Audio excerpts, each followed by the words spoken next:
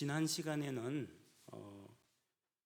이스라엘 지파들 가운데에서 루벤 지파와 갓 지파가 가나안 땅으로 들어가지 않고 요르단강 동편에 있는 그 땅에 머물기를 원하여 모세와 또 제사장 엘르아살과 이스라엘의 통치자들 앞에서 자기들의 뜻을 밝혔습니다. 자, 그렇게 가나안 땅으로 들어가기로 한 하나님의 백성 가운데 이렇게 이탈하는 자들이 나오게 되었습니다. 그들은 자기들의 영적인 생활에 좋은 땅을 택하기보다는 가축들에게 좋은 땅, 가축들이 잘 자라고 가축들이 번성해서 자기들의 소유가 늘어나게 되는 그런 땅을 원했던 것입니다. 자, 그래서 이제 모세가 그들의 말을 듣고 그들에게 의무를 정해줍니다. 그들이 이탈하면 이제 곤란하거든요. 그래서 그들도 이스라엘 자손과 함께 요르단강을 건너가서 가나안 땅에 들어가서 그 땅을 쳐서 복종시키고 그리고 그 땅을 완전히 정복한 다음에 다른 지파들이 상속 재산을 다 얻게 되거든.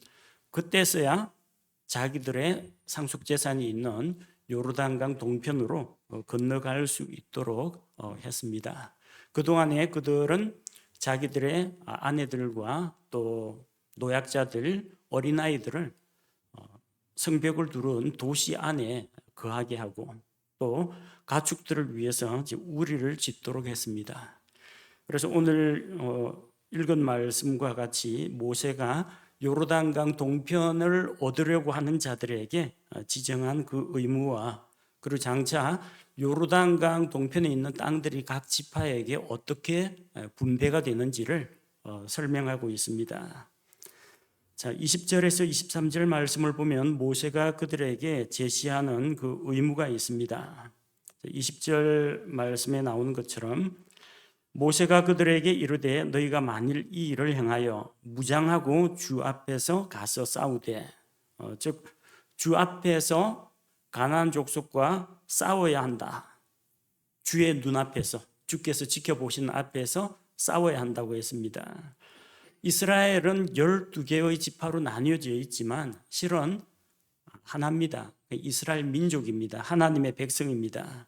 그래서 그들 가운데에서 이 하나님께서 이스라엘을 도구로 사용해서 가나안 족속을 심판하는 이 일에서 아무도 그 의무를 면제받을 수가 없다는 겁니다. 그들도 함께 가서 싸워야 됩니다. 그래서 그들에게 이제 약속을 하게 됩니다. 그들이 약속대로 행하였을 경우에 얻게 되는 보상, 만약 그들이 약속대로 이행하지 않았을 경우에 어떻게 처리할 것인지를 각각 설명하고 있습니다. 자, 먼저 21절에서 22절은 그들이 약속한 대로 다 이행하였을 경우에 21절 말씀해 보면은 너희가 다 무장하고 주 앞에서 요르단을 건너가 그분께서 자신의 원수들을 자신 앞에서 쫓아내심으로. 자, 무장하고 건너가는 것은 사람입니다. 이스라엘 백성입니다. 근데 오늘 말씀해 보니까 그분께서 자신의 원수들을 자신 앞에서 쫓아내심으로, 이 전쟁은 하나님께 속해 있고 하나님께서 주관하시는 전쟁이라는 것을 알 수가 있습니다. 주께서 자기 원수들을 자기 앞에서 쫓아내시고 이스라엘 자손에게 승리를 주신다는 겁니다. 이것은 하나님께서 그들의 조상 아브라함과 약속하신 것을 이루시는 그 전쟁입니다.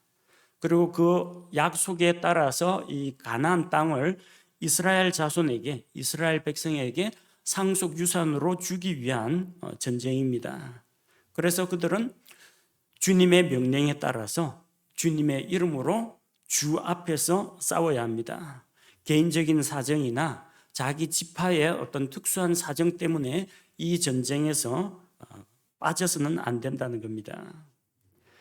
그래서 22절 말씀과 같이 그 땅이 주 앞에 항복하게 될 때까지, 즉 가나안 땅을 완전히 정복하게 될 때까지 싸우면 그 이후에 너희가 주 앞에서와 이스라엘 앞에서 무죄가 되어 돌아오겠고 이 땅은 주 앞에서 너희 소유가 될 것이라고 했습니다. 그들이 앞장서서 가서 대적들과 싸우면 그들은 주 하나님과 이스라엘 백성 앞에서 무죄가 되어서 돌아온다는 겁니다. 그들이 지금 어떤 죄를 지었습니까? 가나안 땅에 들어가라라고 했는데 들어가지 않고 여기 머물겠습니다. 이렇게 하나님께 불순종한 겁니다. 그래서 이 죄에서 무죄를 받으려면 일단은 가나안 땅으로 건너가서 그 땅을 쳐서 정복할 때까지 전쟁을 해야 한다는 겁니다. 그들이 지은 죄가 또 무엇입니까? 이스라엘 백성을 분열시키는 죄를 저질렀습니다. 전체 이스라엘이 다 가나안 땅에 들어가야 하는데 자기들은 가축이 많다고 해서 요르단강 동편에 머물겠다고 해서 누구는 요르단강 동편, 누구는 약속의 땅에 들어가고 이 지파들이 찢어져 나뉘게 되었습니다. 백성이 분열하게 되고 동요하게 됩니다. 그걸 막기 위해서 일단은 건너가서 싸우고 그들의 형제들이 요르단강 서편 가나안 땅을 다 얻고 거기에 정착하게 되거든. 그제서야 그들은 의무를 면제받고 다시 길르앗 땅 요르단강 동편으로 돌아올 수 있다는 겁니다. 자, 그렇게 하면은 그들이 요르단 동편의 땅을 자기들의 상속 유산으로 소유할 수 있게 됩니다. 만약에 그대로 하지 않으면 어떻게 되느냐? 23절에 그러나 만일 너희가 그와 같이 하지 아니하면 보라 너희가 주께 죄를 지었으니 너희 죄가 너희를 찾아낼 줄을 분명히 알지니라. 그들은 주께 죄를 지은 것이 됩니다. 죄를 면하는 길은 순종함으로 요르단강 건너가서 싸우고 또 백성들이 동요하거나 불안해하거나 분열되지 않도록 해놓고 그 다음에 돌아와야 되는 겁니다. 약속을 어기면 그들은 주께 죄를 지은 것입니다. 그래서 그들의 죄가 그들을 반드시 찾아낼 것이라고 했습니다. 참 이것은 하나님 앞에서 무서운 말씀입니다. 너희가 주께 죄를 지었으니 너희 죄가 너희를 찾아낼 줄을 분명히 알지니라. 우리나라 속담에도 있죠. 죄 짓고는 못 산다. 죄 짓고는 발 뻗고 자지 못한다. 그런 말씀이 있습니다. 옛 조상들의 그 지혜가 담긴 말씀이에요. 죄를 지으면은 자기가 심판자를 피해서 도망을 친다고 하더라도 마음속에 평안이 없습니다. 꼭 짓눌리는 것 같고 뭔가에 쫓기는 듯한 그런 기분입니다. 하나님께서는 죄들을 지켜보고 계시기 때문에 주의 눈은 어디서나 선한 자와 악한 자를 지켜보고 계시기 때문에 하나님의 심판에서 벗어나 피할 수가 없습니다. 그들의 죄가 그들을 반드시 찾아냅니다. 즉, 그 죄에 대한 대가를 치르게 될 것이라는 겁니다. 자, 이런 엄중한 약속을 하고 일단은 그들이 요르단강 동편에 성읍을 짓고 도시를 건설하고 가축 우리를 짓고 그들의 아내와 자녀들이 머물게 했습니다. 그리고 그들은 자기 입으로 말한 바들을 즉 우리가 이스라엘 백성 앞에 가서 싸우겠습니다. 전쟁이 다 끝나기 전에는 돌아오지 않겠습니다. 이런 약속한 것을 다 지켜 행하도록 했습니다.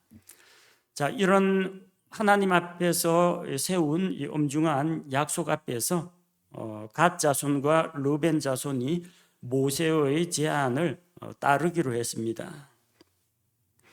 자, 25절 말씀해 보니까 갓 자손과 르벤 자손이 모세에게 말하여 이르되 내 주께서 명령하시는 대로 주의 종들이 행하리이다. 약속대로 하기로 했고 26절에 보면 우리의 어린 것들과 아내와 양떼와 모든 가축은 거기에 길르앗의 도시들에 두려니와 즉 아내와 자녀들과 가축들은 남겨두고 그들은 무장하고 앞서 건너가서 싸우기로 한 것입니다. 자, 그렇게 27절 말씀처럼 그들이 싸움을 위해 무장하고 주 앞에서 건너가서 대적들과 싸우겠다 약속을 했습니다. 자, 그래서 이제 모세가 그들에게 요르단강 동편의 땅을 나누어 주게 됩니다. 자, 28절에 모세가 그들에 관해서 말을 남깁니다. 제사장 엘르아살과 눈의 아들 여호수아, 차기 지도자가 여호수아입니다. 그리고 이스라엘 자손 지파들의 우두머리 아버지들, 각 지파의 통치자들을 불러 모아가지고 이야기를 합니다. 왜냐하면 모세는 가나안 땅에 들어가지 못하고 죽기 때문에 자기가 죽더라도 이 약속을 그들이 반드시 이행하도록 일러주었습니다. 29절 말씀해 보니까 모세가 그들에게 이르되 만일 갓 자손과 르벤 자손이 각각 무장하고 너희와 함께 요르단을 건너가 주 앞에서 싸워 그 땅이 너희 앞에 항복하게 되면 너희가 길르앗 땅을 그들에게 소유로 줄 것이로되, 즉 약속을 이행하면 요르단강 동편은 이들 지파에게 분배해 주라고 했습니다. 근데 만일 30절 만일 그들이 무장하고 너희와 함께 건너가지 아니하거든 그들이 가나안 땅에서 너희 가운데에서 소유를 취할 것이니라 하니.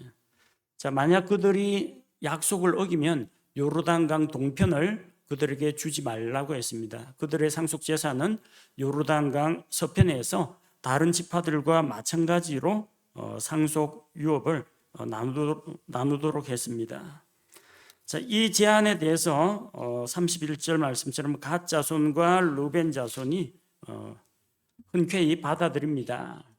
주께서 당신의 종들에게 명령하신 대로 우리가 행하겠습니다. 그리고 약속을 합니다. 32절에 우리가 무장하고 주 앞에서 가나안 땅으로 건너가 요르단 이편에 있는 우리 상속 재산의 소유가 우리 것이 되게 하리이다. 약속을 이행해서 건너가서 싸워서 요르단강 동편을 상속 재산으로 차지하겠다고 한 겁니다. 그래서 모세가 그들에게 이제 땅을 나눠 줍니다. 그래서 두 지파 반은 요르단강 동편에서 자기들을 지파의 땅을 얻게 됩니다. 근데 33절 말씀해 보니까 지금까지 갓 지파, 르벤 지파가 나왔죠. 자, 그런데 33절에서 모세가 갓 자손과 르벤 자손과 요셉의 아들 므낫세의 반지파에게, 므낫세 반지파가 여기서 등장합니다. 그래서 두 지파가 나와서 자기들의 사연을 이야기했지만 요르단강 동편에는 두 지파 반이 정착하게 됩니다. 그 두 지파 반에게 아모리 족속의 왕 시온의 왕국과 바산의 왕 옥의 왕국을 주되 곧 그 땅과 그 지역 안에 있는 그 땅의 도시들과 주변에 있는 그 지방의 도시들을 그들에게 주었다 기록되어 있습니다. 므낫세 지파 가운데서 절반은 가나안 땅 서쪽, 절반은 가나안 땅 동쪽에서 상속 유업을 얻습니다. 인구조사 결과 므낫세 지파는 광야 생활을 하던 중에 1차 인구조사 때 32,200명이었습니다. 2차 인구조사 때 52,700명입니다.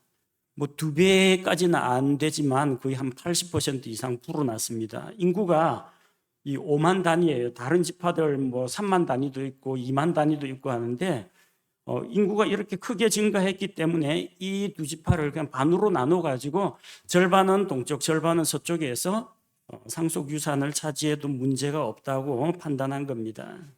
처음에 나와서 가축을 위해서 길르앗 땅에 머물겠다고 한 것은 갓 자손과 르벤 자손입니다. 근데 그 요구가 승인이 되었습니다.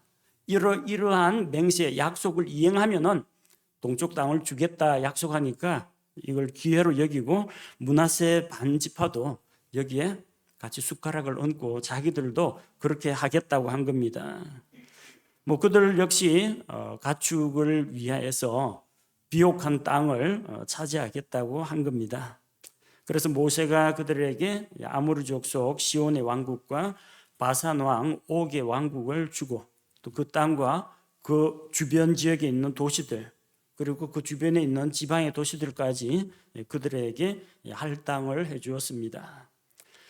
그래서 가나안 땅에 들어가서 9지파 반이 상속 유산을 나눠 받기 전에 오늘 보면은 2지파 반을 위해서 땅을 분배한 것을 볼 수가 있습니다.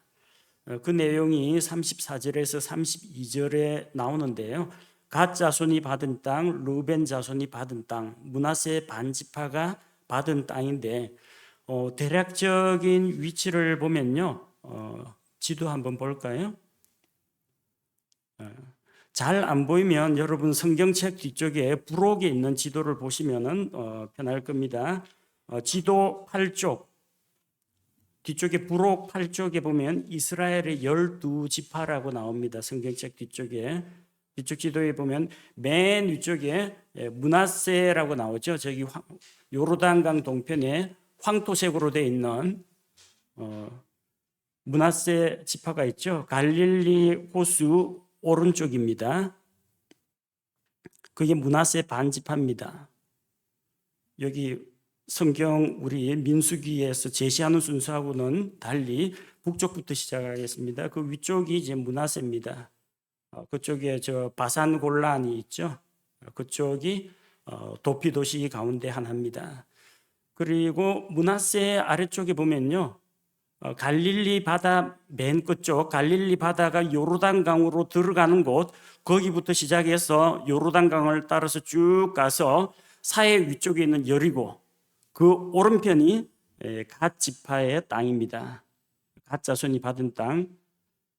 그리고 그 갓 자손이 있는 땅이 이제 암몬 자손하고 접해 있는 땅입니다. 오른쪽에 보면은 동쪽에 암몬 자손이 있죠. 그래서 안 좋다고 한 게 이방인들에게, 이방 민족들에게 에워싸여 있는 땅이에요.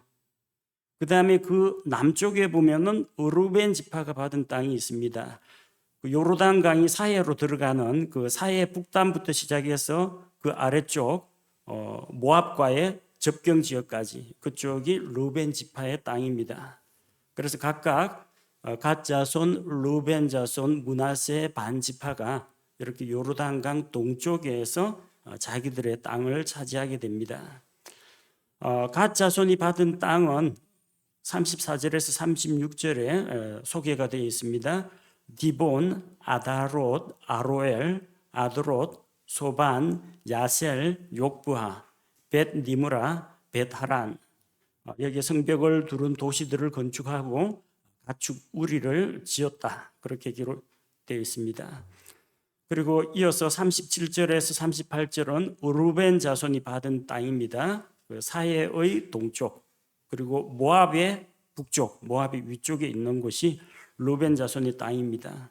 37절에 보니까 헤스본을 차지합니다. 헤스본은 아모리 왕 시혼의 수도였습니다. 그래서 민수기 21장 26절에 나오는 그 시혼의 수도 헤스본을 점령하고 그 땅을 차지했습니다. 그리고 엘르알레와 기라다임. 그리고 38절에 보면은 이제 느보와 바알무온을 건축하고 그것들의 이름을 고쳤다 기록되어 있고요. 또 신마를 건축하고 자기들이 건축한 도시들에게 다른 이름을 주었다고 기록이 되어 있습니다. 느보는 우리가 모세가 죽은 곳 산 이름도 느보입니다. 느보와 바알무온 거기에 이제 이방인들을 이제 다 멸하고 그 땅을 차지해서 자기들이 살 수 있는 모습으로 성을 건축하고 자기들의 영역을 이제 확보했습니다. 그리고 그것을 이제 성벽과 성문을 달고 이렇게 다 건축을 한 다음에 이름을 개명을 했습니다. 원주민들이 쓰던 이름 대신에 새로운 이름을 주었다는 겁니다. 왜냐하면 느보하고 바알무는 우상 숭배와 관련된 이름입니다. 느보라는 이름은 이사야 46장 1절에 나옵니다. 벨은 머리를 숙이고 느보는 구부러졌으며 우상의 이름입니다. 바빌론의 우상 이름입니다. 이것이 짐승들이 실려가지고 이제 끌려가는, 사람들은 신이라고 그 앞에서 기도하고 숭배를 했는데 우상이가 짐짝처럼 실려가는 겁니다.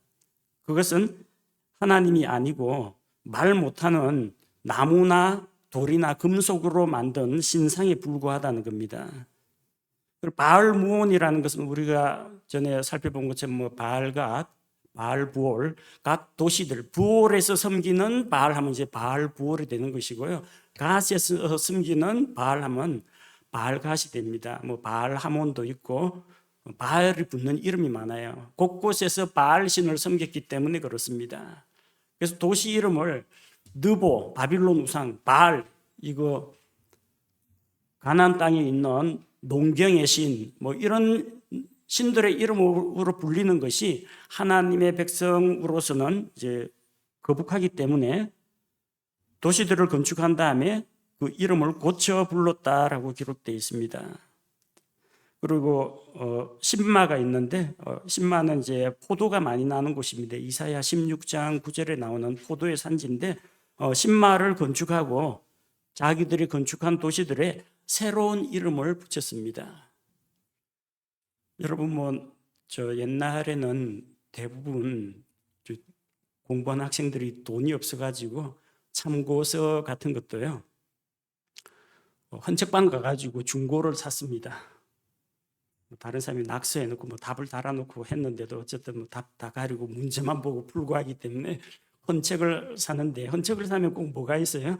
옛날에 그 책을 썼던 사람 이름이 뭐 김아무개, 박아무개 이름이 되어 있습니다. 근데 이제 자기가 이 책을 사가지고 깨끗하게 자기가 관리하고 공부할 거잖아요. 그 나중에 이 책을 두고 갔는데 누가 주인 찾아주려면 옛날 사람 이름이 있으면 안 되잖아요. 그럼 거기에다가 그 페이지를 이름 쓴 페이지를 찢어버리거나 그 위에 덮어 쓰고 종이를 바른 다음에 그 위에 자기 이름을 씁니다. 새로운 이름으로 주인이 바뀌었다라는 것을 나타내곤 했습니다. 옛날 이방인들이 사용하던 그 도시 이름 대신에 새로운 이름을 부여하고 아마 어떤 의미가 있는 이름을 부여했을 것 같아요. 새로운 출발을 하고 이것은 하나님께서 나에게 주신 선물이다, 상속 재산이다. 새로운 마음으로 출발하는 겁니다. 그래서 성경에서 악의 모든 모양조차도 버리라고 했습니다. 그러니까 이름 가운데 바알이라든지 뭐 느보라든지 이런 이름 대신에 다른 새로운 이름을 부여했다는 이야기입니다. 자, 39절에서 42절 말씀을 보면은 므낫세 반지파가 받은 땅이 나옵니다. 므낫세 반지파는 저기 저 북쪽 갈릴리 호수의 오른쪽에 있는 땅입니다. 39절 말씀에 보면 므낫세의 아들인 마길의 자손이 길르앗에 가서 그것을 빼앗고 그 안에 있던 아모리 족속을 쫓아내며 40절에 모세가 길르앗을 므낫세의 아들 마길에게 주니 그가 그 안에 거하니라. 자, 모세가 그 길르앗을 마길에게 준 그 내용이 기록이 되어 있습니다. 그리고 41절에 보면은 므낫세의 아들 야일은 가서 그것의 작은 골들을 빼앗고 그것들을 하봇 야일이라 불렀으며, 자, 므낫세의 아들 야일이라고 했는데 아들이란 말이 여러 가지 의미가 있습니다. 글자 그대로 아들일 수도 있고 후손일 수도 있습니다. 예수님께서 예루살렘으로 이제 올라가실 때 많은 사람들이 호산나 다윗의 자손이요, Son of David이라고 했습니다. 다윗의 아들이라고 했는데 예수님은 다윗의 아들은 아니죠. 다윗의 아들은 솔로몬이나 나단이나 이런 사람이 다윗의 후손입니다. 그러니까 후손이라고 해야 맞습니다. 바로 직계 아들이 아닙니다. 야일은. 이 내용은 역대기상 22장 21절과 22절을 보면 이게 족보가 어떻게 되는지 나옵니다. 야일은 므낫세의 아들이 아니라 후손입니다. 그 므낫세의 아들 중에 마길이 있어요. 마길에게 딸이 있습니다. 이 마길의 딸이 유다 지파에 있는 헤스론하고 결혼을 했습니다. 그렇게 해서 낳은 것이 수굽입니다. 그러니까 수굽은 아버지는 유다 지파의 헤스론, 엄마는 므낫세 계열의 마길의 딸입니다. 지파가 서로 달라요. 근데 수굽의 아들이 야일입니다. 그러려면은 이 야일은 아버지 쪽을 보면은 유다 지파 쪽입니다. 엄마 쪽을 보면은 므낫세 지파 쪽입니다. 근데 41절에서 므낫세의 아들 후손입니다. 야일은 그곳의 고을들을 빼앗고 하봇 야일이라고 불렀습니다. 하봇 야일, 야일의 마을들, 야일의 도시들이라는 뜻입니다. 23개의 도시를 차지하고 그것을 하봇 야일이라고 불렀습니다. 분명히 아버지 계열로는 유다 지파 사람인데 그는 야일은 엄마 쪽 외가 쪽 혈통을 따랐다라는 것을 볼 수가 있습니다. 이렇게 되는 경우가 종종 있습니다. 대릴 사유로 들어가게 된다든지 집안의 씨가 귀하면은 그 사위에게서 하나는 사위의 그 본가 쪽에 가문을 따르도록 하고 하나는 자기 외가 쪽으로 아들을 달라고 하는 그런 경우가 있습니다. 그래서 수굽이 아마도 헤스론 쪽 유다 지파 쪽을 따르지 않고 모게 쪽 마길의 딸 이쪽으로 족부상에 그쪽으로 넣었기 때문에 야일도 므낫세 지파로 계수가 되었다는 겁니다. 자, 42절 말씀해 보니까 노바는 가서 그낫과 그것의 마을들을 빼앗고 자기 이름을 따라 그것을 노바라 불렀더라. 이 사람은 도시 이름을 지을 때 원래 그곳이 그낫이라는 곳이고 그 주변에 마을들이 있는데 그걸 다 점령한 다음에 자기 이름을 따라서 노바라고 불렀습니다. 성경에 이런 사례들이 많습니다. 사람들이 자기는 100세를 채 못 넘기고 죽을 것 같은데 땅은 영원히 있을 것 같으니까 그 땅을 자기 이름으로 칭하는 겁니다. 훌륭한 사람의 업적을 오래도록 남기기 위해서 카네기 홀 이런 거 그 홀을 짓는데 실제 제일 많이 기여한 사람의 이름을 따가지고 그렇게 짓기도 하고 존 F 케네디 공항 그렇게 케네디 대통령의 이름을 따서 공항 이름을 붙이기도 합니다. 사람들은 그게 이제 명예라고 생각합니다. 수백 년 동안 그 이름이 내려오고 자기가 죽더라도 자기 이름으로 그 땅이 혹은 도로가 공항이 어떤 기념관이 자기 이름으로 불릴 것을 기대하는 겁니다. 근데 죽고 나면은 별로 의미가 없습니다. 지옥에 간 사람들에겐 진짜 아무런 의미가 없을 테고 하나님께 불려가서 낙원에 들어간 사람, 천국에 들어간 사람도 이 땅에서 그 도로가 누구 이름으로 불리고 공항이 누구 이름으로 불리고 아무 상관없습니다. 언젠가 다 불타 없어질 것들이기 때문에 우리는 그렇게 사라질 것이죠. 그 당시 사람들은 한 세대는 가고 다음 세대는 올지라도 땅은 영원히 있을 거라고 생각했는데 그 땅조차 하늘과 땅조차도 불살라질 때가 온다는 겁니다. 그러니까 이 땅에 있는 거 좀 영원해 보일 것 같고 두고두고 자기 이름을 남길 것 같은 것도 언젠가는 다 없어질 쓸데없는 것들입니다. 쓸데없는 것에 목숨 걸고 또 자기 인생을 헛되이 투자하지 말고 영원토록 하나님 앞에서 기억될 만한 거, 영원토록 내가 영광과 칭찬을 받을 만한 거, 영원한 것에 우리 삶을 투자할 필요가 있습니다. 오늘 하나님께서 주신 말씀을 보니까 이 가나안 전쟁, 가나안 정복 전쟁은 민족 대 민족의 전쟁이 아니라 하나님의 전쟁이었습니다. 하나님의 전쟁, 주께서 자기 대적들, 원수들을 물리치시는 전쟁인데 그 전쟁에 하나님의 백성 이스라엘 민족이 사용되었다는 겁니다. 이것은 하나님께서 자기 백성에게 가서 저 죄인들을 심판하라 그렇게 명하신 것이기 때문에 이스라엘 모든 지파는 한 사람도 예외 없이 이 전쟁에 참여해야 합니다. 한 지파라도 빠져서는 안 됩니다. 요르단강 동쪽에서 머물고 싶은 지파도 가나안 전쟁 끝날 때까지는 집에 못 돌아갑니다. 7년 동안 가나안 전쟁하는 동안 그들은 전쟁터 뛰어다녀야만 했습니다. 우리 역시 마찬가지입니다. 우리 대장 예수 그리스도께서 우리를 모두 그리스도의 군사로 부르셨습니다. 군사로 부르심을 받은 자는 자기 사생활에 얽매이는 자가 없습니다. 대장의 명령에 따라야 됩니다. 우리는 한 사람도 영적 전쟁에서 면제받은 사람이 없습니다. 우리는 다 같이 이 전쟁에 참여해야 합니다. 한 개인이나 한 지파의 죄가 이스라엘 민족 전체에 영향을 미쳤습니다.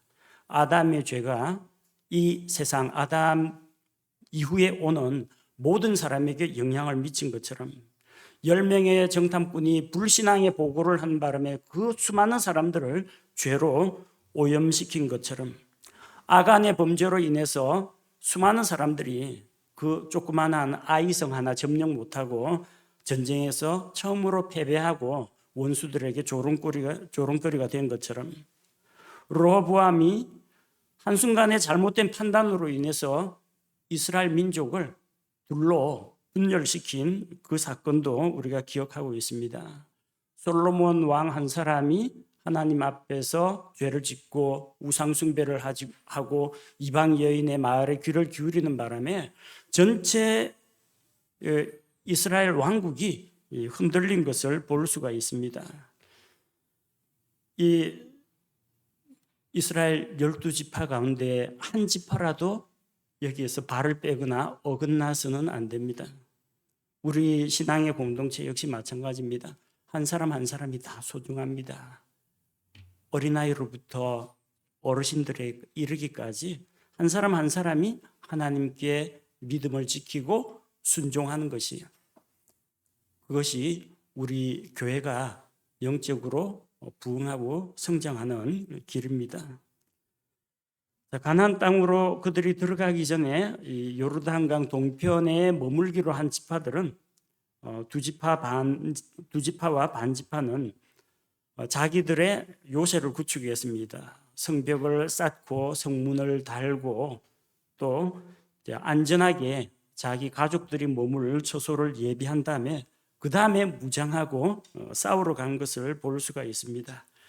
공격에 앞서서 방어가 참 중요합니다. 우리가 대외적으로 전도하러 나가고 영적 전쟁을 하고 이런 공격적인 일을 하기 전에 먼저 우리 안에 나 자신이 먼저 주님과의 교제 가운데 있고 다른 성도들과 같은 믿음 안에서 한 마음을 이루고 우리 교회 안에서 먼저 내실을 다지는 것이 중요합니다. 그렇게 안전하게 우리가 견고하게 성체를 구축한 다음에 그 다음에 우리가 밖에 나가서 일을 하고 영적 전쟁을 해나갈 수가 있습니다. 자, 함께 우리 기도하겠습니다. 하나님 아버지, 가나안 땅에 들어가지 않고 요르단강 동편에 남기로 한 두 지파 반에 대한 말씀을 살펴보았습니다. 그들은 잘못된 선택을 하여 가나안 땅에 들어가서 싸우라는 주의 명령을 어기고 이스라엘 백성들 가운데 또 분열을 일으켰습니다. 그들이 그 죄에서 무죄하게 되기 위해서는 직접 형제들보다 앞서가서 싸우고 또 나머지 이스라엘 백성이 상속 유산을 얻고 안식을 얻기까지 자기들의 고향, 자기들의 도시로 돌아가지 않고 앞장서서 싸워야만 했습니다. 우리 공동체 가운데에서 한마음 한뜻으로 영적 전쟁을 하며 또 우리가 승리하는 삶을 추구할 때 먼저 이탈자가 없도록 도우시고 온 성도가 한마음 한뜻이 되어서 주님 부르심에 따라서 이 전쟁을 수행할 수 있게 도와주옵소서. 한 사람의 잘못된 선택이나 한 사람의 이탈자로 말미암아 온 인류가, 한 국가가, 한 공동체가 죄로 오염되고 무너진 사례들을 우리는 많이 기억하고 있습니다. 성경이 주는 그 교훈을 우리가 바로 기억하게 도와주시옵소서. 하나님 아버지, 우리 이 모든 성도들이 한마음 한뜻으로 하나님께 예배하고 찬양하고 감사하며 성도들과 성도들이 말씀 안에서 같이 서로의 사정을 나누고 말씀의 진리를 함께 나누고 또 기도응답과 삶의 경험과 순종의 경험들을 나누는 가운데에서 우리 교회가 내실을 든든히 다지게 하시고, 그리고 우리가 견고히 선 다음에 우리의 손을 밖으로 뻗어서 복음을 전하고 또 함께 힘을 모아 하나님께서 쓰시는 일들에 쓰임받는 교회가 되게 하여 주옵소서. 민수기에서 발견한 영적인 진리들이 우리 개인의 삶과 또 우리 교회의 사역에 바르게 적용될 수 있도록 지혜를 주옵소서. 예수님의 이름으로 기도합니다. 아멘.